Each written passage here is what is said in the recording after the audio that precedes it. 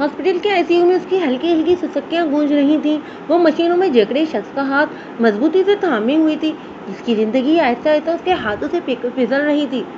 वो रो रही थी, तड़प रही थी, अपने रब से उस शख्स की जिंदगी की फरियाद कर रही थी जो आज तक उसे उससे ही मांगते हुए आया था। और वो निहायत ही बेदर्दी के साथ उसका बढ़ा हुआ हाथ धुतकार दिया करती थी। और आज वो इसी शख्स को पुकार रही थी, इससे इसकी मोहब्बत की भीख मांग रही थी। इसी मोहब्बत की भीख जिस मोहब्बत को हमेशा वो खुद ठुकराती हुई आई थी।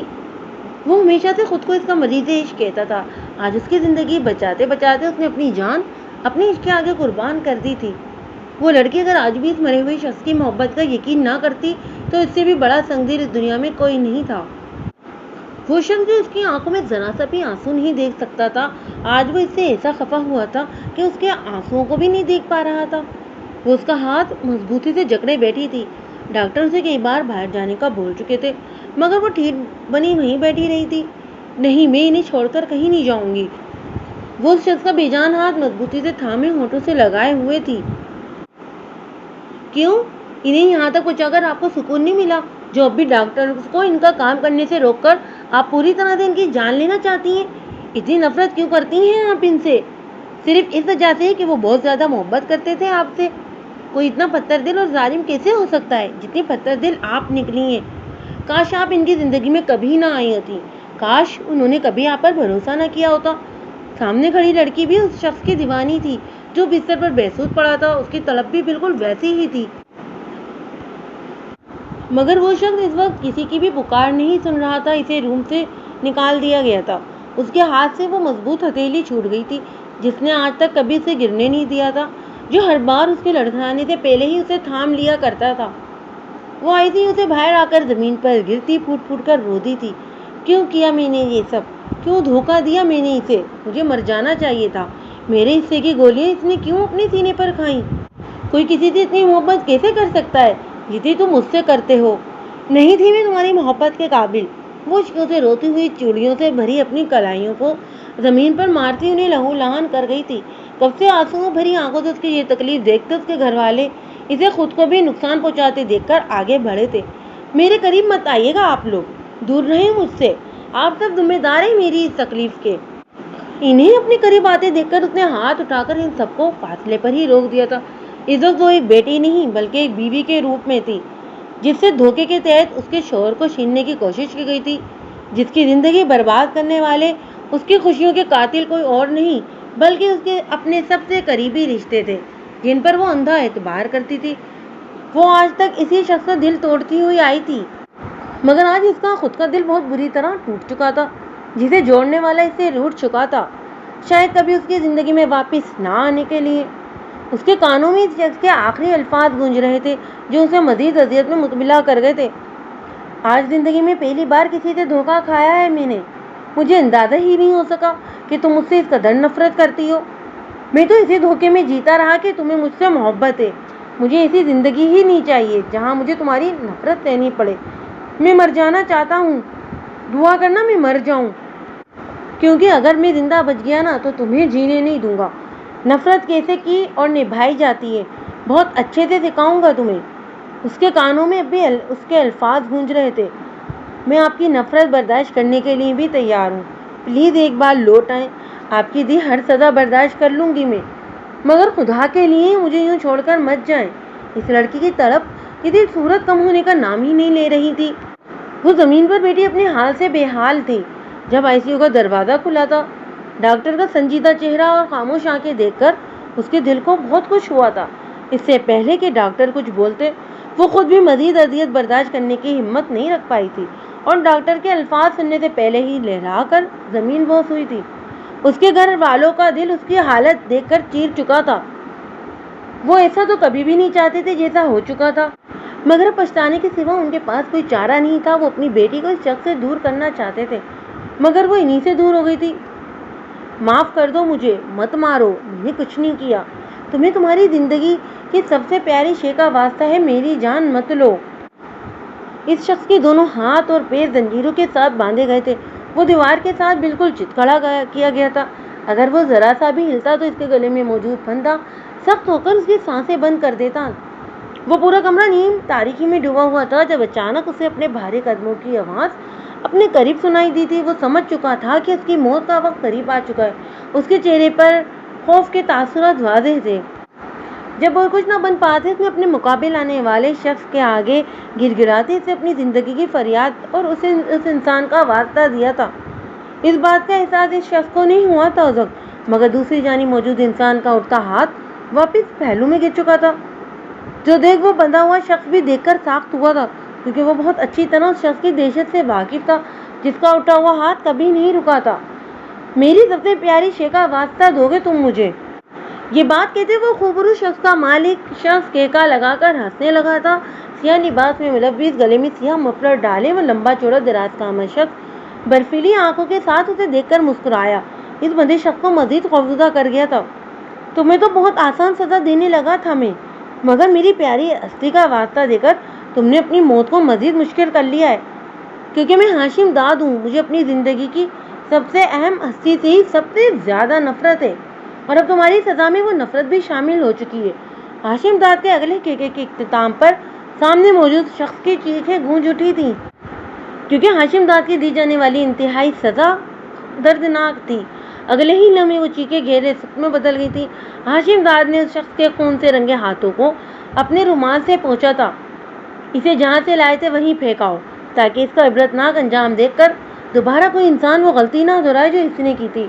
ایک آخری قہر آلود نگاہ اس شخص پر ڈالتے ہاشم داد وہاں سے نکل گیا تھا۔ وہ ہاشم داد تھا جسے دنیا گینگسٹر کی حیثیت سے جانتی تھی، جو اب تک نہ جانے کتنے قتل کر چکا تھا، مگر اس پر ابھی بھی پولیس ہاتھ نہیں ڈال پائی تھی، کیونکہ بہت سارے عہدیداران اس کے ہاتھوں میں بکے ہوئے تھے۔ ہاشم داد کے نام سے تمام جرائم پیشہ افراد کی ٹانگیں تھر تھر کانپنے لگتی تھیں۔ انڈر ورلڈ کے ڈان سے اپنا گاڈ فادر مانتے تھے۔ اس سے آگے نکلنے کی کوشش آج تک جس نے بھی کی تھی، اس کا نام و نشانی مٹا دیا گیا تھا۔ لیکن ایک انسان ایسا بھی تھا جس سے وہ اب تک ٹکرا نہیں پایا تھا، جس کے آگے ہاشم داد کی اپنی پاور بھی نہیں چل پاتی تھی۔ وہ تھا اس کی اپنی ہی آرگنائزیشن کا بانی، اس کا باپ آغا ہاشم خان، جسے لوگ آغا کے نام سے پکارتے تھے۔ وہ اب بھی ان سب کا لیڈر تھا، مگر ہاشم داد اس کی نفرت اور دشمنی نے ان کے اپنے گروہ کو دو حصوں میں تقسیم کر دیا تھا، کیونکہ دونوں کے کام کرنے کا طریقہ کار مختلف تھا۔ دونوں ہی ایک دوسرے کو برداشت نہیں کر پاتے تھے، جس کے نتیجے میں وہ ہمیشہ ایک دوسرے کو ختم کرنے میں لگے رہتے تھے، مگر اب تک اس جنگ میں کسی کو بھی جیت نہیں ہو پائی تھی۔ یہ آزاد کشمیر کے بہت ہی خوبصورت شہر کوٹلی کی ایک حسین صبح کا منظر تھا، جہاں سفید رنگ کے پیروں تک آتے فراق کو تھامے وہ لڑکی گیلی گھاس پر چلتی اداسی اور سوگواریت کی مکمل تصویر پیش کر رہی تھی۔ چٹیاں میں مکین اس کے سیاہ بال اس کی کمر پر بکھرے اس کے نازک سراپے میں مزید دلکشی کا اضافہ کر گئے تھے۔ وہ نزاکت سے چلتے پوری دنیا سے خفا معلوم ہو رہی تھی۔ اس کے پیروں میں موجود سفید خصے بھی گیلے ہو چکے تھے، جس پر خوف کا شکار ہوتی وہ اب ننگے پیر ہی آگے بڑھنے لگی تھی۔ جب اسی دوران اس کے ہاتھ میں موجود موبائل گنگنا اٹھا تھا، اس پر جگمگاتا نام دیکھ کر رضنا یوسفزئی کی آنکھوں میں نمی اتر آئی تھی۔ آئی مس یو پاپا، پلیز مجھے اپنے پاس بلا لیں، میں آپ سب کے بغیر نہیں رہ سکتی۔ فون آن کرتے ہی اس کی روحان سی آواز فون کے اسپیکر پر ابھری تھی۔ اس کی بات پر دوسری جانب موجود لوگوں کی آنکھیں بھی نم ہوئی تھیں۔ آج سے پہلے ان میں سے کسی نے بھی اپنے جگر کے ٹکڑے کو خود سے اتنی دور کی کبھی نہیں کیا تھا۔ بہت جلد میں اپنی پرنسس کو واپس بلا لوں گا، بس آپ تھوڑا سا صبر رکھو، یہ آپ کی پروٹیکشن کے لیے ہی تو کیا جا رہا ہے۔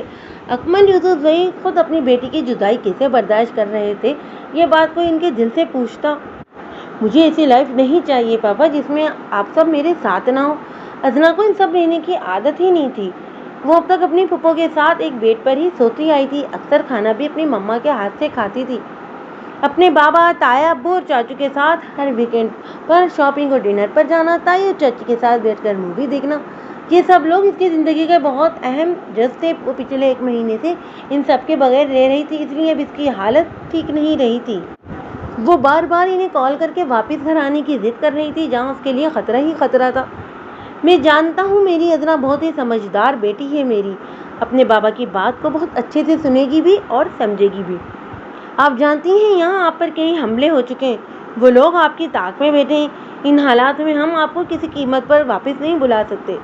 ہم سب آپ کی جدائی تو برداشت کر سکتے ہیں، مگر آپ کو کوئی نقصان پہنچے وہ ہم نہیں دیکھ سکتے، اور شاید کچھ دنوں کے لیے ہم آپ کو کال بھی نہ کر سکیں۔ لیکن آپ نے پریشان نہیں ہونا میری بیٹی۔ اکبر نے یوسف زئی سے پیار سے سمجھاتے کال کاٹ گئے تھے، جبکہ ادنا نے بھیگی آنکھوں سے بند فون کو دیکھا تھا۔ بنا کسی قصور کے اپنوں کی جدائی کی سزا کاٹنی پڑ رہی تھی اسے۔ ادنا کو اس لمحے اس شخص سے شدید نفرت محسوس ہوئی تھی جس کی وجہ سے اسے یہ سب برداشت کرنا پڑ رہا تھا۔ اس کی دودھیا رنگت رونے کی وجہ سے بالکل گلابی ہو چکی تھی۔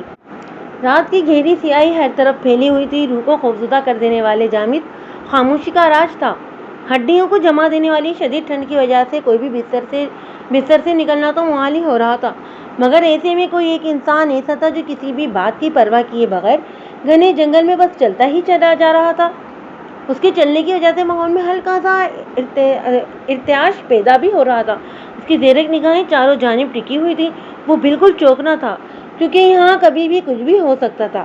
بڑے بڑے گھنے درخت کی جھکی ٹہنیاں چاند کی ہلکی سی روشنی میں بہت خوفناک معلوم ہو رہی تھیں، جن میں چھپے اس کے دشمن اس پر گن تانے ہوئے تھے۔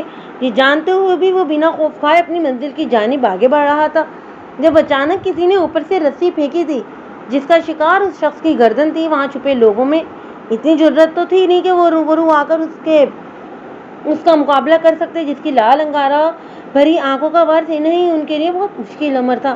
ایک کے بعد دوسری رسی پھینک کر اس کی ٹانگوں کو بھی اپنی قید میں کر لیا گیا تھا۔ وہ لڑکھڑا کر نیچے گرا تھا۔ اس کے ہاتھ سے گن نیچے گری تھی کیونکہ گردن پر موجود رسی بہت سختی سے کھینچی گئی تھی۔ وہ پوری طرح کھانستا اس رسی سے نکلنے کی کوشش کر رہا تھا مگر ناکام رہا تھا۔ اسے بے بس ہوتا دیکھ کر وہاں چھپے اس کے دشمن اپنی اپنی بل سے باہر نکل آئے تھے۔ یہی تو چاہتا تھا وہ۔ چہرہ جھکائے کھانستے کھانستے اس کی وحشتناک آنکھوں میں ایک عجیب سی چمک ابھری تھی۔ وہ 10 کے قریب لوگ اس کے سر پر بندوق تانے اس کے قریب آ رہے تھے۔ اس کے چہرے اور آنکھوں میں ٹارچ لگا کر انہوں نے اس کا ہاشم داد کا ہونا کنفرم کیا تھا۔ اسے رسیوں میں باندھ چکے تھے مگر ابھی بھی ان کے چہروں پر ایک انجانا سا خوف تھا۔ انہیں یقین ہی نہیں آ رہا تھا کہ انہوں نے ہاشم داد کو اتنی آسانی سے کیسے قابو کر لیا۔ یہ شخص ہاشم داد ہے، اس کے معاملے میں ہم کوئی غلطی نہیں کر سکتے۔ یہ بندہ ہوا بھی ہم سب پر بہت بھاری پڑ سکتا ہے۔ وہ اسے ساتھ اپنے گھسیٹتے ہوئے آگے بڑھ رہے تھے جب ان لوگوں میں سے موجود نوریز ہاشم خان نے حقارت بھری نگاہوں سے اپنے بھائی کو دیکھتے ہوئے کہا تھا، اور اگلے ہی لمحے ایک گولی اس کے بازو میں پیوست ہو گئی تھی۔ اس کے وجود سے نکلتا خون نوریز ہاشم خان کو سکون دے گیا تھا۔ وہ نہایت ہی بے دردی سے اسے گھسیٹ رہے تھے۔ اس کے زخمی بازو سے خون بہت تیزی سے نکل رہا تھا جس کی ہاشم داد کو رتی برابر بھی پرواہ نہیں تھی، مگر درختوں کے پیچھے چھپی ہستی آنکھوں میں آنسو بھرے یہ اذیت برداشت نہیں کر پائی تھی۔ وہ اپنے ساتھ چھپے باقی ساتھیوں کو کچھ بھی سمجھنے کا موقع دیے بغیر ہاشم داد کے حکم کی خلاف ورزی کرتی درخت کی اوٹ سے نکل کر سامنے آتی ان لوگوں پر گولیاں برسانے لگی تھی۔ ہاشم داد نے خون آشام نگاہوں سے اس جذباتی لڑکی کو دیکھا تھا جو اس کی خاطر اپنی زندگی اور اس کا اتنا اہم پلان داؤ پر لگانے نکل پڑی تھی۔ ہاشم داد کا دل چاہا کہ سب سے پہلے اسی لڑکی کو گولی مار دے، پھر اپنے دشمنوں کو ختم کرے۔ ہاشم داد کے اشارے پر وہاں چھپے اس کے باقی ساتھی بھی باہر نکل آئے تھے۔ جس جنگل میں تھوڑی دیر پہلے خاموشی کا راج تھا، اس وقت وہ گولیوں کی بوچھاٹ پر ہولناک آوازوں سے گونج اٹھا تھا۔ ہاشم داد کو ایک سیکنڈ لگا تھا اپنی جرابوں میں چھپے خنجر نکال کر رسیاں کاٹ کر آزاد ہوتے ہوئے۔ رسی کی سخت رگڑ کی وجہ سے اس کی گردن پر گہرا زخم آ چکا تھا، اس کا بازو بھی شدید ترین زخمی ہو چکا تھا۔ مگر ہاشم داد کے لیے یہ چوٹیں بہت ہی معمولی تھیں۔ وہ اپنے وجود کو بالکل پتھر کر چکا تھا۔ اسے نہ ہی اب بیرونی چوٹ اذیت دیتی تھی نہ ہی اندرونی۔ ہاشم داد جیسے ہی پلٹا، نوریز کو خود پر فائر کرنے کو تیار پا کر اس کے ہونٹوں پر تلخی بھری مسکراہٹ ابھری تھی۔ نوریز نے سیدھا اس کے سینے پر وار کیا تھا مگر ہاشم داد نے جھک کر اس وار کو ناکام بناتے جوباً اس کے بازو کو نشانہ بنایا تھا۔ ہاشم داد کا نشانہ مس ہو جائے یہ کیسے ممکن تھا؟ تکلیف کے مارے نوریز کے ہاتھ سے گن چھوٹ چکی تھی۔ اس نے آنکھیں بند کر لی تھی، جانتا تھا اب اس کا سگا بھائی اسے مار دے گا، اس کی موت کا وقت آن ٹھہرا تھا۔ مگر کچھ سیکنڈ بعد اپنے کندھے پر محسوس ہوتے لمس پر اس نے آنکھیں کھولی تھی۔ اپنے باپ کو بتا دینا وہ اتنی جلدی ہاشم داد کی کہانی ختم نہیں کر سکتا۔ ابھی زندہ بچ جانے کا جشن مناؤ، بہت جلد تم اپنے باپ بیٹے کے ناپاک وجود کا خاتمہ کر کے ضرور آزاد ہوں گا۔ میرا انتظار کرنا۔ لہو رنگ آنکھیں اس کی آنکھوں میں گاڑ تھے، اس کا کندھا تھپ تھپاتا ہاشم داد وہاں سے نکل کر آ گیا، جبکہ نوریز اپنی کنپٹی مسلتا غصے سے پاگل ہوا تھا۔ وہ آج پھر اسے مات دے گیا تھا، ہر بار کی طرح آج بھی اسے بے وقوف بنا کر رکھ دیا تھا۔ نوریز اپنے ساتھیوں کو وہاں مرتا دیکھ کر اپنی جان بچاتا بھاگ آیا تھا۔ ہاشم داد نے آج تک اپنے باپ کو پہنچنے کا بہت اچھا پلان بنایا تھا۔ یہ لوگ اسے گھسیٹ کر وہیں لے جا رہے تھے، مگر بیچ میں فائقہ نے جو غلطی کر دی تھی اس کی وجہ سے سب کچھ گڑبڑ ہو گیا تھا۔ اب اس کی فائقہ کو کیا دردناک سزا ملنے والی تھی، وہ یہ سب سوچ کر اندر سے کانپ کر رہ گئے تھے۔ مگر فائقہ کو ذرا برابر بھی پرواہ نہیں تھی، وہ مطمئن تھی کیونکہ اس نے اپنے دل کی بات مان کر اپنے محبوب کو بچا لیا تھا۔ ہماری گڑیا کھانا کیوں نہیں کھا رہی؟ فردوس بیگم نے ادنا کو خالی پیٹ گھورتے دیکھ کر پیار سے پوچھا تھا۔ بھوک نہیں ہے مومانی جان، ادنا انہیں نرمی سے جواب دیتی وہاں سے اٹھائی تھی۔ وہ شروع سے ہی اپنے خاندان والوں کے ساتھ اسلام آباد میں رہتی ہوئی آئی تھی، مگر اب احتیاط کے پیش نظر انہوں نے اسے آزاد کشمیر اس کے ماموں کے گھر بھیج دیا تھا۔ یہ علاقہ دیکھنے کا شوق اسے ہمیشہ سے رہا تھا، مگر اس نے کبھی یہ نہیں سوچا تھا کہ اپنے پیاروں کو چھوڑ کر ان حالات میں اسے یہاں آنا پڑے گا۔ اس کے بابا، تایا، چاچو اور ماموں سب کی پولیس فورس میں افسر کے عہدے پر فائز تھے۔ ان سب کی بے بسی یہی تھی کہ اتنے بڑے عہدوں پر فائز ہونے کے باوجود ان کی اپنی لاڈلی چہیتی بیٹی کو سیکورٹی نہیں دے پا رہے تھے۔ ادنا کی سیفٹی کے لیے انہوں نے اسے اتنی دور اس کے ماموں ASP ارشد حمید کے گھر بھیج دیا تھا۔ ادنا کی یہاں موجودگی کے بارے میں صرف 2 خاندان والے ہی جانتے تھے۔ یہ خبر انہوں نے اپنے دشمنوں سے بہت زیادہ خفیہ رکھی ہوئی تھی، اگر ان کو ذرا سی بھی بھنگ پڑ جاتی تو ادنا کی جان کو شدید خطرہ تھا۔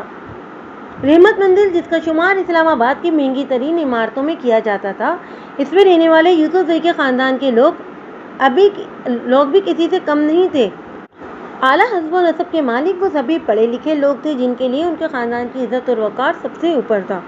ادنا یوسف زئی اکمل یوسف زئی کی اکلوتی بیٹی تھی، جس پر موت کا سایہ اس کے پیدا ہونے کے بعد سے ہی لہرانا شروع ہو گیا تھا۔ اکمل یوسف زئی نے کبھی نہیں سوچا تھا کہ ان کی دشمنی ان کی بیٹی کی زندگی کا ناسور بن جائے گی۔ ادنا رحمت مندر والوں کے لیے ان کے گھر کی رحمت اور ان سب کے دلوں کا قرار تھی۔ وہ خاندان کی اکلوتی لڑکی تھی، باقی سب لڑکے تھے۔ شاید یہی اس کا قصور تھا کہ وہ اس خاندان میں واحد لڑکی پیدا ہوئی تھی اور خاندان کی ساری دشمنیاں اپنے سر لے گئی تھی۔ گھر کے اندر موجود پولیس افسر بھی اس کی حفاظت کرنے میں ہمیشہ ناکام ثابت ہو رہے تھے۔ ہمیشہ ناز نخروں میں رہنے والی وہ نازک دوشیزہ اپنی زندگی کے ان بدلتے حالات پر خود سے ہی شدید خفا ہو چکی تھی، کیونکہ کہیں نہ کہیں وہ یہ سمجھتی تھی کہ یہ جو کچھ بھی ہو رہا ہے اس کے ساتھ اور اس کے خاندان والوں کے ساتھ، اس کے ذمہ دار وہ خود ہی ہے۔ مگر اس کے گھر والے اس سے اتنی محبت کرتے تھے کہ کبھی کسی نے ایک بار بھی اس بات کا تانا نہیں دیا تھا۔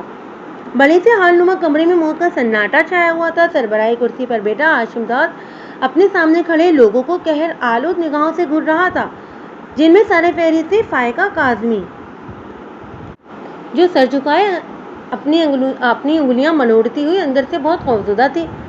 تم نے میرے دشمنوں کے ساتھ مل کر مجھے مات دینے کی کوشش کی ہے۔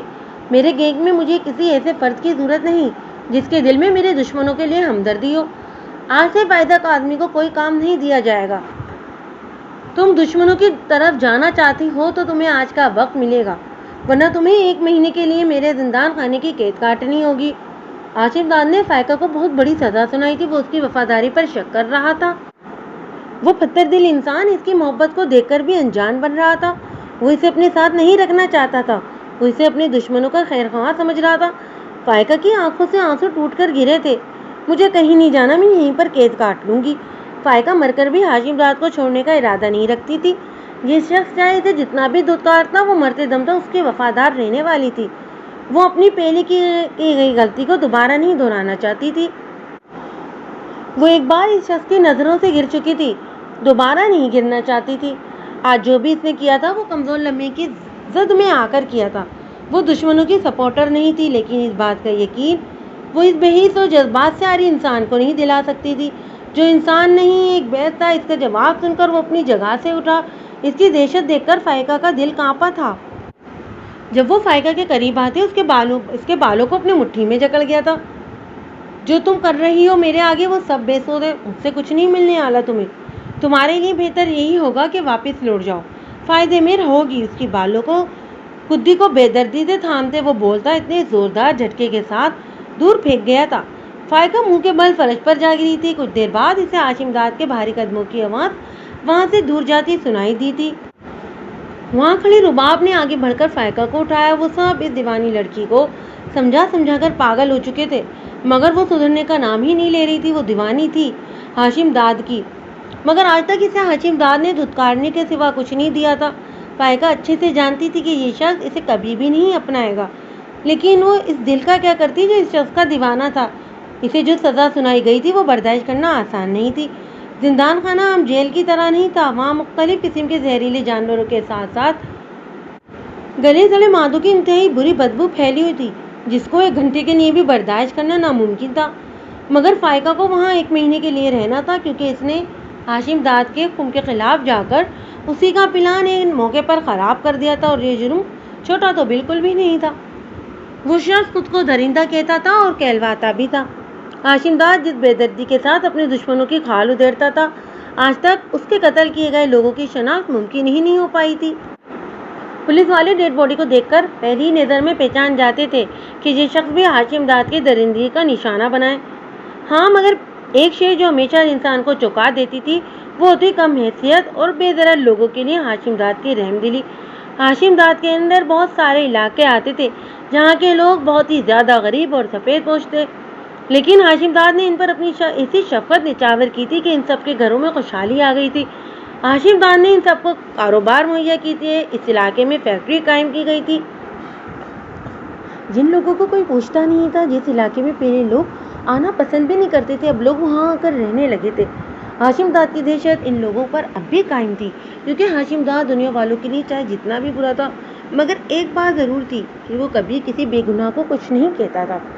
इसने बहुत सारे कत्ल भी किए थे, लेकिन आज तक कभी किसी का नाम खून नहीं बहाया था। मगर कोई था जो हाशिम दाद को लोगों के सामने बदनाम करने की कोशिश करता था। वो अपने मकसद हासिल करने के लिए हाशिम दाद का जो इनाम इस्तेमाल कर रहा था। इसी वजह से अक्सर लोग हाशिम दाद को बहुत बुरा इंसान समझते थे। वो बुरा था, मगर सिर्फ बुरे लोगों के लिए। बुराई का देवता बनकर वो बुराई का खात्मा करना चाह रहा था। यह हाशिम दाद का तरीकाकार था, जिससे वो बहुत खुश भी था और अपने काम में पूरी तरह से कामयाब भी। लेकिन इसके दुश्मन इससे भी कहीं ज़्यादा आगे की चीज़ थे, जो हर वक्त इसे मारने के लिए घात लगाए बैठे रहते थे। मगर हाशिम दाद आए रोज़ इनसे भी आगे से आगे बढ़ता ही चला जा रहा था। यार प्लीज़, इतनी खूबसूरत जगह पर आए हैं हम लोग, थोड़ा सा तो मुस्कुरा दो। अजना का मामूजात आयान उसे लिए कोटली की बहुत ही खूबसूरत वैली पर आया था, जहाँ मुकामी लोगों के अलावा बहुत सारी सियाह भी आते जाते नजर आ रहे थे। वो जगह बहुत ज़्यादा खूबसूरत थी। अजना का मूड कुछ हद तक ठीक हो चुका था। आयान बहुत ही खुशलाक और केयरिंग था। इसने भी अपने बड़ों के नक्शे कदम पर चलते पुलिस फोर्स ज्वाइन की थी। वो अजना को बहुत ज़्यादा पसंद करता था, जिसका इजहार वो अपने वालिदैन से भी कर चुका था, मगर इसे हर बार अपने घर वालों की जानिब से खामोशी भरा जवाब ही मिलता था, मुझे आइसक्रीम खानी है।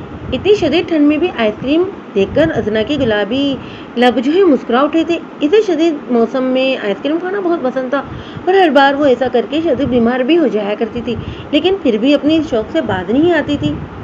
बहुत ज़्यादा ठंड हो रही है, आयान ने उसे मना करना चाहा था, मगर अजना के ज़रा से मुंह बसोड़ने पर आयान फौरन आइसक्रीम लेने चल दिया था।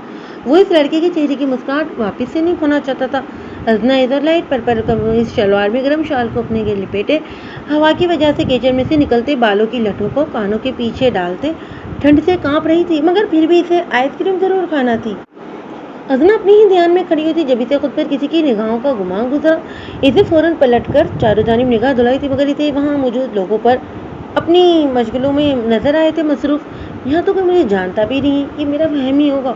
अजना सर झटकती आयान की जानिब मुतवज्जा हुई थी, जो आइसक्रीम उठाए उसी की करीब आ रहा था। थैंक्स, अजना उसके हाथ से आइसक्रीम कप थामते हुए मुस्कुरा कर कहा था। वो जब जब आयान की जानिब मुस्कुरा कर देखती थी, किसी की कहर आलूद निगाहें हर बार उसकी जानिब उड़ती थी, जिसके बारे में बेखबर अजना आगे ही बढ़ रही थी, जब उसके पैर में मौजूद पायल टूटकर उसके पैरों में चुभ गई थी। उफ, अजना के होठों से सुस्कारी निकली थी। अजना, क्या हुआ आपको? आयान उसकी आंखों से निकलते आंसू देखकर घबराकर उसकी जानिब देखा बड़ा। अजना यूसुफ को कभी भी इसकी मुस्कुराहट राज नहीं आई थी। वो जब भी जरा सा मुस्कुराई थी, अगले ही लम्हे उसे दोहरी अजियत बर्दाश्त करनी पड़ती थी। इसी खौफ से तो अब उसने मुस्कुराना ही छोड़ दिया था। उसकी चच्ची के बकौल उसकी मुस्कुराहट इतनी हसीन थी कि जरा सा मुस्कुराने पर नजर लग जाया करती थी उसे। मेरे पैर में दर्द हो रहा है, मुझसे चला भी नहीं जा रहा। अजना की पैर का कोई नुकीला हिस्सा इसके पैरों में चुभ गया था। आयान फौरन उसके पैर की जानिब झुका था। اس سے پہلے کہ وہ اس کے گداز پیروں کو چھوتا کسی نے دور سے ہی اس پر فائر داغا تھا جو آیان کے بازوؤں کو چیرتا دھوڑ نکل گیا تھا۔ ازنا کے ہونٹوں سے بے اختیار چیخ نکلی تھی۔ فائر کی آواز پر ارد گرد موجود لوگ گھبرا کر ادھر ادھر بھاگنے لگے تھے۔ ازنا نے آیان کے بازو سے نکلتے خون کو دیکھ کر گھبرا کر سامنے دیکھا تھا جہاں اسے اپنی جانب بڑھتے شخص کو دیکھ کر ازنا کی اپنی سانس رکتی محسوس ہوئی تھی۔ وہ شخص چلتا ہوا اس کے قریب آ رہا تھا۔ ازنا تم جلدی سے چلو میرے ساتھ۔ آیان نے ازنا کی جانب ہاتھ بڑھایا تھا جس پر ازنا نفی میں سر ہلاتی اسے اپنا ہاتھ دینے سے انکاری ہو گئی تھی۔ پہلے ہی سامنے سے آتا شخص اس کی جانب ہاتھ بڑھانے کے جرم میں آیان پر گولی چلا چکا تھا۔ اگر وہ اس کا ہاتھ تھام لیتی تو اس جنونی شخص نے بنا کوئی لحاظ کیے آیان کو تو جان سے ہی مار دینا تھا جو ازنا کسی بھی قیمت پر افورڈ نہیں کر سکتی تھی۔ ازنا کے یوں پیچھے ہونے پر آیان نے بے یقینی سے اس کی جانب دیکھا تھا جو یکٹک سامنے کھڑے ہی شخص کو تکے جا رہی تھی جو اپنے چہرے کو نقاب میں چھپائے دونوں ہاتھوں میں گن تھامے زمین پر فائر کرتا ہر طرف گرد و غبار اڑاتے اس کی جانب بڑھ رہا تھا۔ آیان نے آگے بڑھنا چاہا جب دو نقاب افراد نے پیچھے سے آتے اسے اپنی گرفت میں جکڑ لیا تھا۔ میں چھوڑوں گا نہیں اس کو، ایسی عبرت کا نشانہ بناؤں گا کہ اپنے باپ کے نام سے بھی کانپ اٹھے گا۔ جیسا سلوک اس کی ماں کے ساتھ کیا تھا نا وہ یہ حال اس کے ساتھ کروں گا۔ آغا ہاشم سے مقابلہ کرنے کا بہت شوق ہے اسے، اب میں اس کے یہ سارے شوق پورے کروں گا۔ آغا ایک بار پھر سے ناکام ہو جانے پر غصے سے پاگل ہو گیا تھا کیونکہ ہاشم داد نے نہ صرف اس کے سارے آدمیوں کو مار ڈالا تھا بلکہ اس کے 2 منشیات کے اڈوں کو بھی آگ لگوا کر اس کا بہت زیادہ نقصان کر دیا تھا۔ اسی وجہ سے اس کی چیخ و پکار جاری تھی۔ اس کا بس نہیں چل رہا تھا کہ اپنے بیٹے کے ٹکڑے ٹکڑے کر کے کتوں کو ڈال دے۔ جب اسی لمحے نوریز نے وہاں قدم رکھا تھا، جب جانتے ہو کہ ہر بار ہار جاتے ہو اس سے تو کیوں اپنا نقصان کروانے پر تلے ہو؟ اپنی اوقات میں رہو، وہ کچھ نہیں کہے گا تمہیں۔ اپنے باپ کے منہ سے اپنی ماں کا ذکر سنتے نوریز نے نفرت آمیز نگاہوں سے باپ کو ٹوکا تھا۔ نہیں، اب ایسا نہیں ہوگا، اب کی بار اسے میرے آگے گھٹنے ٹیکنے ہی ہوں گے۔ آغا شراب کا گلاس اٹھا کر ہونٹوں سے لگاتے مکرا مسکراہٹ کے ساتھ بولا تھا۔ کیوں، اب ایسی کون سی طاقت تمہارے ہاتھ لگ گئی؟ نوریز نے سوالیہ نگاہوں سے اپنے باپ کی جانب دیکھا تھا۔ طاقت نہیں ہے، کمزوری، ہاشم داد کی کمزوری، وہ بھی ایک لڑکی کے روپ میں۔ ازنا یوسف زئی کو اس کے گھر سے اٹھواؤں گا میں اب، پھر خود ہی اپنی بیوی کو لینے سر کے بل چلتا ہوا آئے گا۔ آغا کی بات ابھی ختم بھی نہیں ہوئی تھی جب نوریز کو شدید قسم کی ہنسی کا دورہ پڑا تھا اور پھر وہ ہنستا ہی چلا گیا تھا۔ بڈھے ہو کے بالکل ہی سٹیا گئے ہو کیا؟ ہاشم داد کی کمزوری اور وہ بھی لڑکی؟ نوریز نے پھر سے کہا لگایا۔ وہ خود اس لڑکی کے ساتھ کھیل کھیل رہا ہے، تمہارے بیچ میں پڑنا اس کے لطف میں مزید اضافہ کر جائے گا۔ خیر ایک کوشش کر کے دیکھ لو، نوریز نے مذاق اڑانے والے انداز میں کہا اور پھر شراب کا آخری گھونٹ اپنے حلق سے اتارتا وہاں سے نکل گیا تھا۔ آغا ہاشم خان دنیا کا وہ بدقسمت انسان تھا جس نے نہ ہی اپنی اولاد کو اپنی شفقت اور محبت سے نوازا تھا اور نہ ہی ان کی اچھی تربیت کی تھی، بلکہ وہ تو پہلے دن سے ہی ایسے وارث چاہتا تھا جو اس کے نقش قدم پر چل کر اس کے نام کو آگے بڑھائیں۔ وہ ہمیشہ یہ سب زرداد سے چاہتا تھا، مگر زرداد اپنی ماں کی وجہ سے اس کی طرح بے ضمیر اور بے غیرت نہیں بن سکا۔ اس کی ماں اس کے ساتھ بہت کم عرصہ رہی تھی، مگر جتنا وقت بھی رہی تھی زرداد کو بہت کچھ سکھا گئی تھی۔ اپنی ماں کے پڑھائے گئے اصول اس کے دماغ کے سلیٹ پر دھندلے ضرور ہو چکے تھے، مگر وہ ابھی تک مٹے نہیں تھے۔ جبکہ نوریز اپنی ماں کی شفقت اور محبت سے بالکل ناپیلی تھا، وہ صرف وہی ساری باتیں سچ مانتا تھا جو اس کے باپ نے اسے بتائی تھیں، اور وہ اپنے باپ کے ساتھ مل کر اپنے بڑے بھائی کا دشمن بن چکا تھا۔ نوریز زرداد کو کئی بار نقصان پہنچانے کی کوشش کر چکا تھا، مگر زرداد نے آج تک اسے کچھ نہیں کہا تھا۔ وہ ہر بار اسے بنا نقصان پہنچائے آزاد چھوڑ دیتا تھا کیونکہ اس کی ماں کی دی گئی قسم ہر بار زرداد کو جکڑ لیتی۔ آغا زرداد کی یہ کمزوری نوٹ کر چکا تھا، اس لیے وہ ہر بار اس کے مقابل نوریز کو ہی بھیجتا تھا، خود کبھی نہیں جاتا۔ کہیں نہ کہیں وہ بھی ہاشم داد سے خوف کھاتا تھا۔ وہ یکٹک سامنے کھڑے شخص کو تکے جا رہی تھی جو اپنے چہرے کو نقاب میں چھپائے دونوں ہاتھوں میں گن تھامے زمین پر فائر کرتا ہر طرف گرد و غبار اڑاتے اس کی جانب بڑھ رہا تھا۔ آیان نے آگے بڑھنا چاہا جب 2 نقاب پوش افراد نے پیچھے سے آتے اسے اپنی گرفت میں جکڑ لیا تھا۔ ازنا کے ارد گرد اس شخص نے مٹی کے ایسے اڑا کر رکھ دی تھی کہ وہ کسی کو دکھائی نہیں دے رہی تھی۔ ازنا اپنے چہرے پر دونوں ہاتھوں کی ہتھیلیاں جمائے تھر تھر کانپ رہی تھی۔ آئس کریم کپ کی زمین بوس ہو کر مٹی کا حصہ بن چکی تھی۔ پیر میں چبھی پائل کا ہوش بھول چکا تھا اسے یاد تھا تو بس یہی کہ وہ کچھ ہی دیر میں ظالم اور بے حس انسان کے قبضے میں جانے والی تھی۔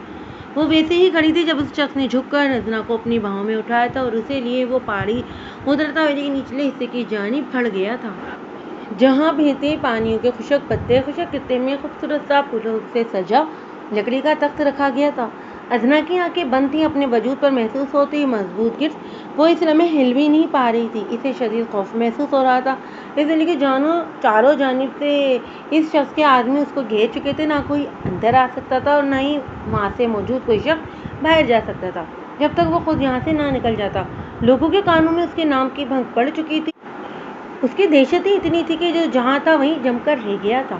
کسی نے بھی اپنی جگہ سے ہلنے کی کوشش نہیں کی تھی، اسے وہاں لاتے اس شخص نے پوری قوت کے ساتھ تخت پر پٹک دیا تھا۔ ازنا کا سر پوری طرح تخت کے کنارے سے ٹکرایا تھا، شدید خوف کے زیر اثر ازنا کی روح تک کانپ اٹھی تھی۔ ازنا نے تخت پر بچھے میٹرز کی اداس سطح کو اپنی مٹھیوں میں سختی سے دبوچ لیا تھا۔ اس شخص کی گرم سانسیں اپنے چہرے پر محسوس کرتے ازنا کو اپنا ہارٹ فیل ہوتا ہوا محسوس ہوا تھا۔ کس سے پوچھ کر یہاں آئی ہو؟ وہ اس کے ارد گرد ہتھیلیاں جماتا اس پر جھک آیا تھا۔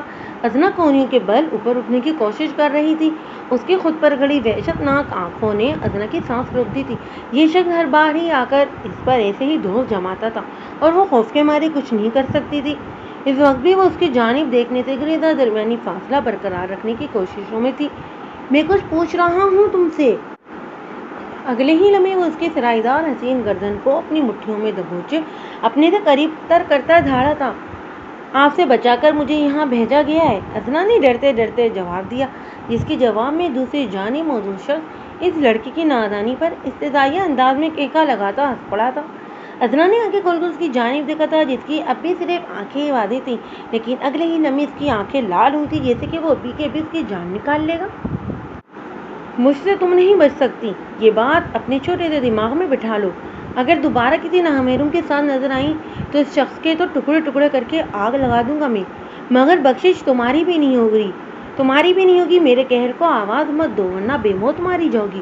اس کے جبڑے اور گردن کو اپنی سخت ترین گرفت میں جکڑے وہ شخص اس وقت ازنا کو کسی بہرحم درندے سے کم محسوس نہیں ہوا تھا۔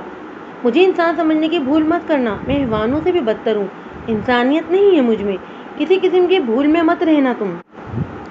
وہ شخص اس کے وجود پر اپنی بہرحم انگلیوں کے نشان چھوڑتا وہاں سے نکل گیا تھا، جبکہ ازنا ضد بھرے انداز میں اپنا چہرہ دونوں ہتھیلیوں میں چھپائے پھوٹ پھوٹ کر رو دی تھی۔ اللہ جی پلیز، اگر میری زندگی میں آگے یہی شخص لکھا ہے تو مجھے موت دے دے، مجھے نہیں رہنا اس درندے کے ساتھ۔ ازنا کو یوں محسوس ہو رہا تھا کہ اس کی زندگی آہستہ آہستہ مزید مشکل ہوتی جا رہی تھی۔ سر، آگ کی منشیات سے بھرے 10 ٹرک آج افغانستان کے بارڈر سے پاکستان میں داخل ہونے، وہ پچھلے 1 سال سے مختلف عالمی اداروں میں یہ منشیات سپلائی کر رہا ہے۔ یہ ادارے اس بار اس برائی کے خلاف آواز اٹھا چکے ہیں، مگر اسے ہر بار ہی دبا دیا جاتا ہے، کیونکہ آگا اوپر بیٹھے افسران کے پیٹ بھر رہا ہے۔ بارڈر سے وہ منشیات کے ٹرک بنا چیک کیے اندر آ جائیں گے، کیونکہ وہاں موجود پورا عملہ بھی بک چکا ہے۔ صفدر نے ساری تفصیلات ہاشم داد تک پہنچائی تھی۔ پچھلے 1 ہفتے سے اسے یہی ٹاسک ملا ہوا تھا۔ پچھلے 1 سال کے دوران 500 کے قریب نوجوان اس نشے کی زد میں آ کر اپنی جان گنوا چکے تھے اور ہزاروں کی تعداد میں اسٹوڈنٹ مزید اس لعنت کی لپیٹ میں تھے۔ وہاں کے لوگ اب ہاشم داد کی مدد کے طلبگار تھے تاکہ اس عذاب سے اپنے بچوں کو نکال سکیں۔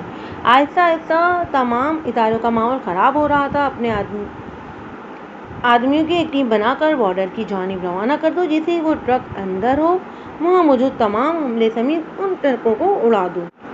ہاشم داد کے حکم پر صفدر سر ثابت میں ہلا تھا، تیزی سے وہاں نکل گیا تھا۔ اپنے روم میں جا کر تیار ہوتے ہاشم داد کی سیاہ آنکھوں میں ایک بھوک تھی، اپنے شکار کو مات دینے کی بھوک۔ اپنے چہرے کے گرد سیاہ رنگ کا رومال باندھے وہ وہاں سے نکل آیا تھا۔ شہر کے بیچوں بیچ پوش علاقے میں بھیڑوں سے ڈھکے اس خوبصورت سے بنگلے کا گیٹ پھلانگ کر اندر داخل ہوتے اس نے اپنی جیب سے گن نکال لی تھی۔ گھر کا نچلے حصہ جو ہے بالکل خالی تھا، جبکہ ٹیبل کے عین وسط میں رکھا لڑکے کا پرس اور دوپٹہ ہاشم داد کے ماتھے کی شکنوں میں اضافہ کر گیا تھا۔ وہ سیدھا سیڑھیوں کی جانب بڑھا تھا جب پہلے روم سے ہی اسے کیکوں کی آواز آتی سنائی دی۔ اس نے دروازے پر زوردار زب لگاتے اسے کھول دیا تھا، جب سامنے کا منظر دیکھ کر اس کے چہرے کے تاثرات مزید غضبناک ہوئے تھے۔ وہاں کا ایجوکیشن منسٹر جو آگا کے ساتھ ملا ہوا تھا اور اسی کی وجہ سے اتنے سارے اسٹوڈنٹس منشیات کے عادی ہو کر اپنی زندگیوں سے ہاتھ بھی دھو بیٹھے تھے، اور وہ خود آئے روز کسی نئی لڑکی کے ساتھ اپنے بنگلے پر پایا جاتا تھا۔ کون ہو تم؟ میرے گھر میں کیا کر رہے ہو؟ اس کے ساتھ بستر پر موجود لڑکی کمبل اٹھاتی اپنے گرد اڑ گئی تھی۔ تمہاری موت! زرداد نے اپنی مٹھیاں بیچیں دونوں پر گولیوں کی برسات کر دی تھی۔ یہ لڑکی کوئی اور نہیں، ایک جانی مانی فنکارہ تھی جس کے 2 بچے بھی تھے اور وہ اپنے شوہر کی آنکھوں میں دھول جھونک کر یہ سب کر رہی تھی۔ یہ منظر زرداد کو اپنی دردناک ماضی کی یاد دلا گیا تھا۔ اس نے سختی سے آنکھیں میچی، دونوں گنز کی گولیاں ان دونوں پر خالی کر دی تھیں۔ ان دونوں کی لاشیں خون میں نہا گئی تھیں۔ زرداد وہاں سے نکل آیا تھا مگر خود کو ان سب سے نہیں نکال پایا تھا۔ میں بے قصور ہوں آغا، مجھے مت مارو، کچھ نہیں کیا میں نے، تم جانتے ہو کہ میں بے گناہ ہوں، مجھے مت مارو، میں جینا چاہتی ہوں، اپنے بچوں کی خاطر جینا چاہتی ہوں میں۔ زرداد کے کانوں میں ایک بار پھر سے یہ چیخیں سنائی دیتی اسے پاگل کر گئی تھیں۔ اپنے بنگلے پر واپس آتے وہ سیدھا اپنے روم میں آیا تھا اور دراز میں موجود خنجر نکال کر اپنے ہاتھ پر مختلف کٹس لگانے لگا۔ وہ خود کو جسمانی اذیت دے کر ذہنی اذیت سے چھٹکارا پانا چاہتا تھا مگر ایسا ممکن تو نہیں تھا۔ یہ اذیت ہمیشہ کے لیے اس کے ساتھ لکھ دی گئی تھی۔ وہ جب بھی کچھ نارمل ہونے لگتا اس کی زندگی میں کچھ ایسا ضرور ہوتا تھا جو اسے پھر سے جانور بنا دیتا تھا۔ اکمل یوسف زئی کی بیٹی پر کیے جانے والا حملہ اب ہر دوسرے نیوز چینل پر نشر کیا جا رہا تھا۔ سب لوگوں میں خوف و اعراض مزید پھیل چکا تھا۔ ان میں سے کسی نے بھی اس شخص کو اب تک نہیں دیکھا تھا۔ کوئی نہیں جانتا تھا کہ بھلا ایسا کون سا شخص تھا جس نے اتنے بڑے پولیس آفیسر کو ہی خوفزدہ کر کے رکھا ہوا تھا۔